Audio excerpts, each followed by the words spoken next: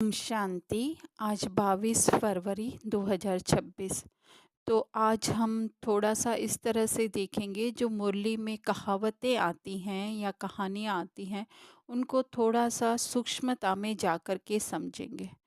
तो कुछ महीने पहले बाबा की मुरली में आया था कि किसी को कहा कि तुम कहो, किसी सन्यासी ने कहा कि मैं भैंस हूँ, मैं भैंस हूँ। तो थोड़े दिनों उसने वही अभ्यास किया, फिर थोड़े दिनों के बाद उसको किसी ने कहा कि तुम कमरे से बाहर आओ। तो उसने कहा कि मैं कैसे बाहर आ सकता हूँ, क्योंकि मैं भैंस हूँ।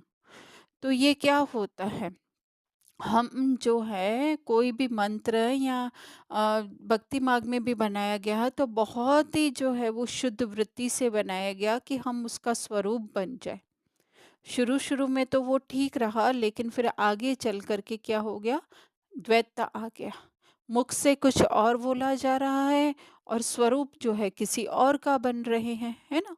तो इसी तरह से बाबा के ज्ञान में आने के बाद भी हमें बहुत अच्छे-अच्छे स्वमान मिले गए कि मैं मास्टर सर्वशक्तिमान हूँ, है ना? लेकिन फिर समझ रहे थे खुद को देह, ये शरीर समझने से या इस शरीर से जुड़ी जितनी भी पहचाने हैं वो समझने से जो है, फिर वो महामंत्र जो है वो काम नहीं करता है।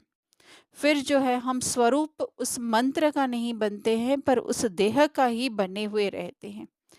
तो जैसे कि कहा कि मैं भैंस हूँ, तो वो क्या कर दिया, उसने वो वस्त्र पहन लिया, वो चोला पहन लिया।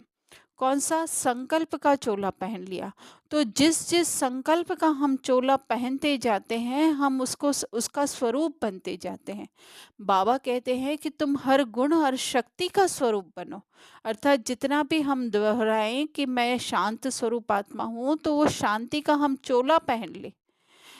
कहते तो हैं मुख से मैं मास्टर सर्वशक्तिमान हूँ, मैं शांत स्वरूप हूँ, मैं देवकुल की आत्मा हूँ, लेकिन अंदर कहीं न कहीं वो माया, वो कॉन्शियसनेस, वो रावण बैठा हुआ होता है कि मैं ये देह हूँ, ये लिमिटेशन हूँ। तो जब भी हम ये दोहराएँ, सामान लेना बहुत अच्छी बात है। उसके साथ-साथ हम क्या करें, वो चोला पहन लें। जैसे कि आजकल के समय में हम देखते हैं छोटे बच्चों के स्कूल में जो है वो फैंसी ड्रेस कॉम्पिटिशन होता है। तो उसमें जो है कोई फ्लावर बनता है, कोई लायन बनता है या कोई पौधा बनता है, तो वो क्या करते हैं, उसकी वो ड्रेस पहनते हैं, तो जिससे वो दिखाई देता है कि ये पौधा है।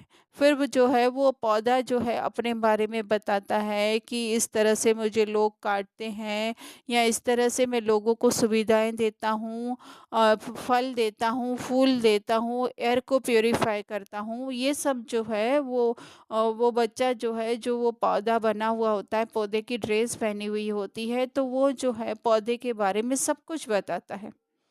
तो इसी तरह से जब भी, इसीलिए बाबा कहते हैं कि विचार सागर मंथन करो, जो स्वमान दोहराते हो, तो उसका क्या करो, उसके बारे में डिटेल बताओ।